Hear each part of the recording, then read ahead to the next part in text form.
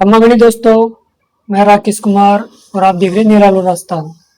दोस्तों, हमारे साथ इस वक्त मौजूद है पूर्व वार्ड पार्षद जी नगर पालिका के हैं। तो सर, एक बार आपका शुभ नाम क्या है, पर परिचय बता दीजिए आप। उदय भान सिंह गुजर, पार्षद प्रतिनिधि, बांदीकुई की नगर पालिका। हाँ, नगर पालिका मंडल बांदीकुई। सर, राजनीति में आने का आपका सबसे बड़ा मुख्य कारण क्या रहा है? ऐसी कौन सी घटना थी जिसको आपको राजनीति में आने का मतलब प्रेरित होना पड़ा आपको? राजनीति में आने का ये कारण था, जब पूर्व पार्षद लोग बनते थे, पहले हमसे पहले पार्षद, तो वे क्या करते थे, सरकारी योजनाओं को लाभार्थियों तक नहीं पहुंचाते थे, उनको बीच में ही हड़प कर लेते थे, भ्रष्टाचार करते थे। फिर हम लोगों से मिलते रहा, लोगों के काम भी हम कराते रहे, लोगों से मिलते रहे, तो लोगों ने जी। फिर पहचाना कि ये आदमी काम करने लायक है। लोगों के हमने काम भी करे, निस्वार्थ काम करे और हमारे जेब से पैसे लगा के काम करे, तो लोगों को ये हुआ कि भाई इनको चुनना चाहिए। तो संयोग से वे सीट महिला आ गई तो पत्नी को खड़ा कर दिया। फिर हमने दोनों ने मिलकर सेवा करी, सरकार की तमाम योजनाएं वार्ड में लाभार्थियों तक पहुंचाई और अन्य वार्ड के भी लोग आए हमारे पास। जब हमने काम किया तो अन्य वार्ड के भी आए, भाई हमारा भी काम कर दो। जो सरकार की योजनाएं थी, विधवा पेंशन है और ये कई चीजें हैं, विधवा पेंशन है, अनाज में जोड़ना है गरीबों को, उनके साथ लगे हमको मदद की, उनके भी जुड़े। मतलब तमाम पीएम योजना, बेचारे कोई गरीब था, उसके मकान नहीं था, कच्चा मकान था, एक एक कमरे में कच्चे मकान में बेचारे सारे परिवार के बैठे रहते थे। उनको हमने दिखाया, नगर पालिका के जयन को लेके गए कि देखो इनकी ये हालत देखो, और आप इन पे भगवान के नाते दया खाके इनका पीएम आवास बनाओ। उन्होंने बनाया। जब पहल कोई करने वाला हो ईमानदारी से, तो कितने बड़े अफसर हो, वे वे काम को कर देते हैं। उन्होंने कहा, साहब पार्षद साहब, आपने ये बहुत अच्छा किया, गरीबों को के आवास बना रहे हो, हम ऐसे और भी लाओ गरीब आदमी जो हमको पता। उन्होंने देखा है, जयन ने, ये टीम ने देखा, वाक्य में गरीब है। तो ऐसे आंगनवाड़ी थी हमारे, उसको क्या थे, देते ही नहीं थे कुछ। हमने जब कहीं भी इनको देना पड़ेगा, ये गरीब महिलाएं हैं बेचारी, महिलाओं को दो आप। गर्भवती महिलाएं, छोटे छोटे बच्चे, तो वे क्या करते थे, पहले पशुओं को खिला देते थे। जो पूर्व पार्षद थे, वे अपने चहते लोगों के पशुओं को दे देते थे, खिला देते थे। हमने कि ये नहीं चलेगा। मतलब कहीं ना कहीं देखा जाए तो पार्षद जी का मुख्य काम है, यही होता है, जो मतलब जो भी योजना होती है सरकारी योजनाएं हैं, वो जनता तक पहुंचनी चाहिए। मतलब ऐसे क्या क्या कार्य होते हैं जो नगर पालिका के जो पार्षद है वो करवाते हैं? जैसे रोड है, आपके वार्ड में कोई रोड नहीं है, नाली है, नाली बनवाओ, पानी। और जैसे रोड लाइट है, रात को रोड लाइटें भी सारी जली रहनी चाहिए और जलती हुई रहनी चाहिए रात को। और जैसे बहुत काम है, पट्टे, लोगों के कईयों के पट्टे नहीं बन पा रहे थे, हमने किया इनका अनावश्यक रूप से रोको मत, इनके पट्टे भी बनाओ, तो उनके पट्टे भी बने और ईमानदारी से पट्टे बने। किसी की हिम्मत नहीं कि कोई उनसे एक पैसा भी मांग ले। अब नगर पालिका के चुनाव वापिस होने वाले हैं। अभी देरी हो रही है चुनाव में, तो आप अगर चुनाव लड़ते हो तो आपका मुख्य विजन क्या रहेगा आपकी बार? मुख्य विजन यही है कि हमने सेवा करी ईमानदारी से। उनके जो राजनीति में आके हमने बिजनेस नहीं ढूंढा, हमने सेवा ढूंढी, उनकी बहुत अच्छी सेवा करी। आप वार्ड में जाके पूछ सकते हो, बांदीकुई में किसी से पूछ सकते हो कि नगर पालिका बांदीकुई में कौन सा वार्ड के पार्षद ने काम किया, तो हमारा नाम आएगा। उदय भान जी हैं, वार्ड नंबर 3 के पार्षद पति हैं, उन्होंने बहुत अच्छी सेवा की, ईमानदारी से करी। आपने आपकी वार्ड की समस्याएं सुनी? आपकी वार्ड की समस्याएं बिल्कुल सुनी हमने, आपने समाधान किया? वार्ड सभाओं में हमने लिख के दिया नगर पालिका को, उसका समाधान भी हुआ। और नगर पालिका ने कई बार दुर्भावनावंश हमारा काम नहीं किया, हमने कोर्ट में जाके करवाया उस काम को। नगर पालिका को मजबूरन करना पड़ा, हमने कोर्ट में कहा ये काम होने चाहिए थे, नगर पालिका नहीं कर रही। स्थायी लोक अदालत गए, हम ऊपर तक शिकायत करी, जब जाके काम हुई। बांदीकुई विधानसभा क्षेत्र के विधायक है भागचंद टाकड़ा जी, उनके कार्यकाल को आप कैसे देखते हैं? क्या वो बांदीकुई विधानसभा क्षेत्र में विकास का काम करवा पाए? बांदीकुई विधायक भागचंद टाकड़ा जी का कार्यकाल बहुत अच्छा है, विकास के मामले में वे बहुत अग्रसर हैं बहुत मेहनत करते हैं। अब तक के जो विधायक हुए उन्होंने उनसे ज्यादा ही इन्होंने मेहनत करके काम किए कर रहे हैं और बहुत ही अच्छा काम कर रहे हैं। दिल से कर रहे हैं, बहुत अच्छा काम कर रहे हैं। कहीं ना कहीं देखा जाए तो ग्रामीण स्तरों में शायद योजना को लाभ लोगों तक कम मिल पाता है, विकास भी शायद कम होता है। तो क्या एमएलए साहब इन चीजों पर भी ध्यान दे रहे हैं? देखो ये तो ग्रामीण में जो आता है वे सरपंचों के अंडर में आता है, वार्ड पंचों के अंडर में आता है। एमएलए साहब तो उनको दे सकते हैं, भाई आप ये जो विकास कराना है ये योजना का पैसा वे दे देंगे गवर्नमेंट से लाके या उनके फंड से। और तो करेगा तो सरपंच ने, सरपंचों को और वहां के वार्ड पंचों को ईमानदारी बरतेंगे तभी लोगों तक योजनाएं पहुंचेगी। अब हम लोग सो रहे हैं, हम दिन में लोगों के काम कराते हैं, हम सोते नहीं। सोने के लिए तो रात ही बहुत है, दिन में क्यों सोना? दिन में तो काम करना लोगों का, सोते रहे तो लोगों का काम नहीं होगा। सरकार की योजनाएं बहुत अच्छी हैं, कोई बस इस हमारे ईमानदारी से काम हो तो सरकारी योजनाएं लाभार्थियों तक आराम से पहुंचेगी। आप हमारे वार्ड में जाके पूछ सकते हो कि पार्षद साहब ने पहले इतने पार्षद बने, उनमें से इनका कार्यकाल कैसे रहा, तो खुद कह दे। बांधुग में कहीं देखा जाए तो गंदगी ज्यादा फैली हुई होती है, क्या नगर पालिका के द्वारा साफ सफाई नियमित रूप से हो पाती है? गंदगी पहले सफाई अच्छी थी, परंतु अब ये चुनाव हुए नहीं, थोड़ी सरकार ने ये कमी तो कहनी पड़ेगी, चुनाव समय पर नहीं करवा रही। ये ठीक बात नहीं है। चुनाव समय पर हो तो सरकार के जो कार्य हैं पहले ये पार्षद चल सके, नियमित रूप से चल सके। सरकार की योजनाएं प्रतिनिधि की देख रेख में काम होते हैं तो लोगों तक पहुंचते हैं। पूर्व विधायक है अपने गजराज जी खटाना जी, उनके कार्यकाल को आपने कैसे देखा? क्या उन्होंने भी डेवलपमेंट का कुछ काम किया? देखो जो आता है, जो अपना काम तो करता है, कोशिश पूरी करता है, उनके भी काम ठीक रहे, परंतु जो नया आता जाता है वो और भी अच्छा करता है। मतलब आप कहीं ना कहीं देखा जाए तो दोनों का कार्यकाल बेटर है। हाँ, जो हमारे बांदीगो में जो भी विधायक बने, मंत्री भी बने, उन्होंने सबों ने ही काम सही कराया। शैलेंद्र जोशी जी ने भी काम बहुत अच्छा विकास कराया, रामकिशोर जी ने भी कराया, अलका सिंह जी ने भी कराया, गजेंद्र खटाना जी ने भी कराया। ये बांदीगो भाग्यशाली है, जो भी विधायक बने उन्होंने बहुत अच्छा काम कराया, इसलिए बांदीगो आज विकास की ओर है। बांदीगो का विकास बहुत अच्छा हो रहा है। हाल ही में राजस्थान के मुख्यमंत्री भजनलाल शर्मा जी आपके बांदीगो विधानसभा क्षेत्र में उन्होंने दौरा किया, जो भी विकास कार्य थे उनका उन्होंने लोकार्पण किया। क्या क्या वो बांदीगो विधानसभा क्षेत्र की क्या क्या सौगातें देखी गई? उन्होंने बहुत अच्छी सौगात दी। एक तो हमारे सीवर लाइन का दिया, जो बहुत वर्षों से मांग लंबित पड़ी थी। एक जो ये ड्रेन जगह जगह पानी भर जाता है, ये सिस्टम के लिए भी योजना की कह के गए, भाई ये आपकी मंजूर कर दी है और ये समय पर हो जाएगा। और वो पानी के भी लिए बहुत अच्छा कर रहे हैं।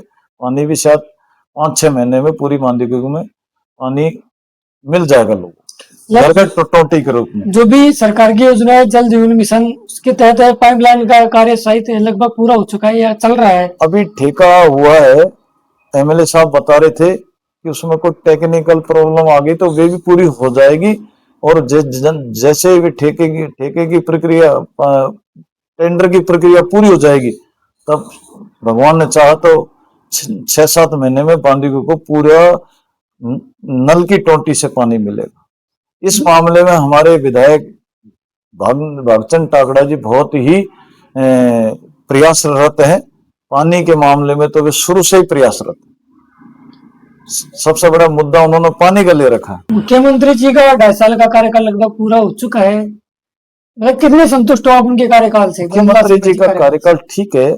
जब नई सरकार बनती है तो 1-2 साल तो थोड़ा कम जो होता है, जो कम हो पाता, पर उनका कार्यकाल ठीक है। एक उन्होंने जो ये सरकारी भर्ती होती थी, उनके परीक्षा पेपर लीक होते थे, उन पर तो बहुत बढ़िया किया। अब पढ़ने वाले बच्चे ही जो मेहनत करते हैं उन्हीं का सिलेक्शन हो रहा है। अब घपलेबाजी शायद नहीं देखने को मिल रही। जब गहलोत जी की सरकार थी तो 19 में से 17 पेपर लीक हुए, कई लोगों को मतलब खून के आंसू रोना भी पड़ा, कई थानेदार भी बन गए, थानेदार में भी बन चुकी थी।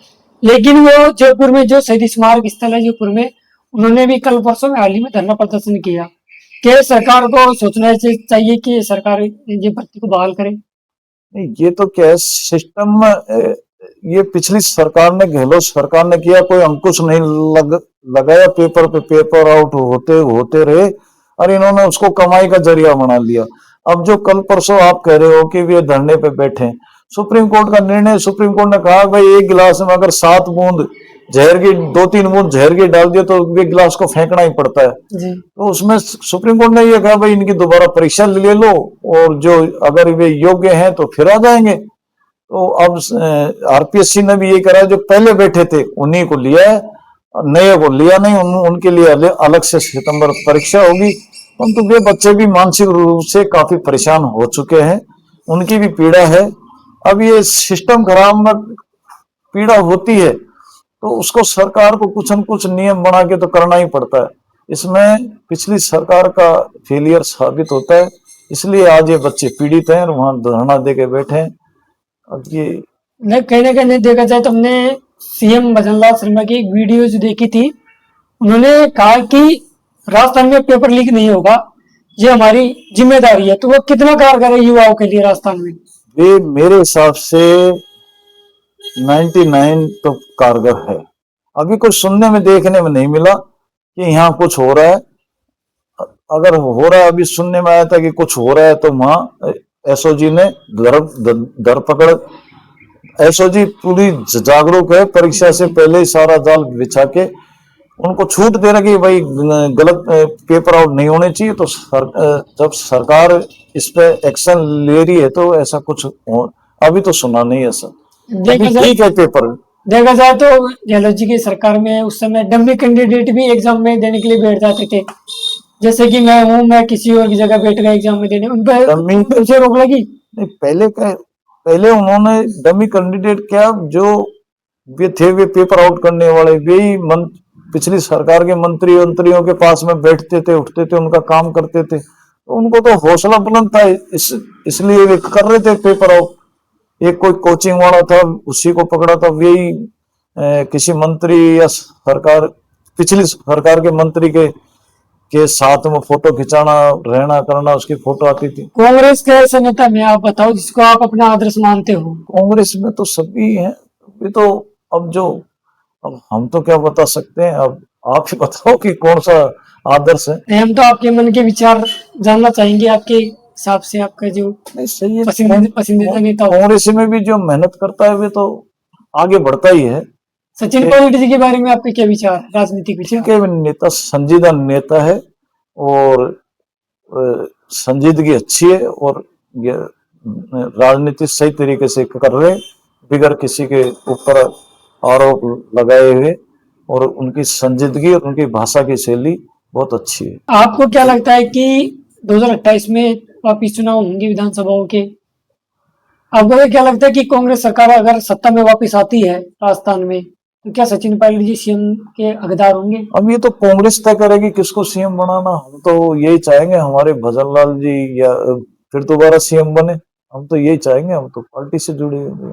मतलब कहने का देखा तो भजनलाल जी के कार्यकाल से आप जनता संतुष्ट है यहाँ की? हाँ ठीक है, जनता संतुष्ट है भजनलाल जी के कार्यकाल से। किसानों की मैं बात करूँ तो किसानों के लिए कितने कारगर है, क्योंकि एक तो वो जमीन से जुड़े व्यक्ति है भजनलाल जी, वो कहते हैं कि मैं वो सरपंच भी रह चुके हैं और किसान के बेटे हैं।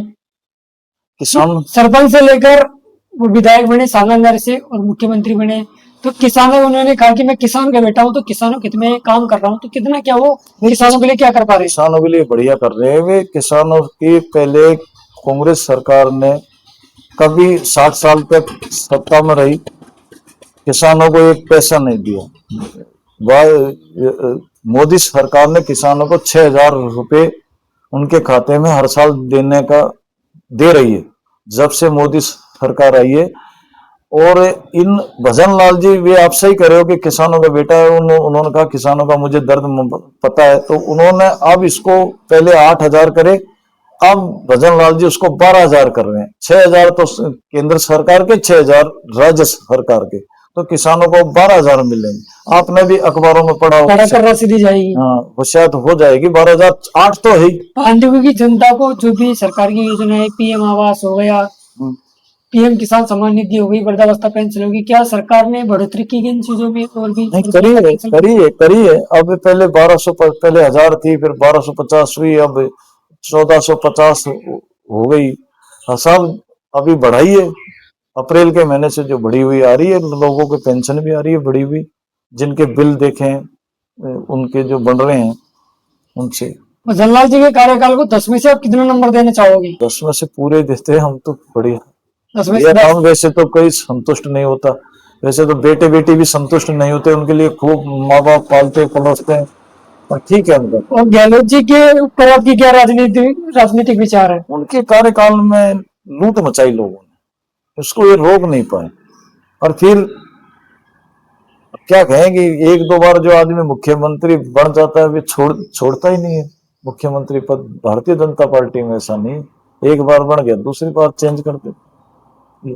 आप हरियाणा में देख लो, सभी जगह देख लो, मध्य प्रदेश में देख लो। कि गहलोत जी की सरकार में भ्रष्टाचार ज्यादा होते थे? बहुत ज्यादा पेपर आउट हो गए, वहां तो तय था पटवारी में इतने दो, जयन बने इतने दो। पेपर बेचारे गरीब आदमियों के बच्चे, जो बेचारे माँ बाप कोचिंग कराते थे बच्चे को, अपना पेट काट काट के पैसे दे दे के भेजते थे, बच्चा मायूस आके कहता था मेरा नहीं हुआ।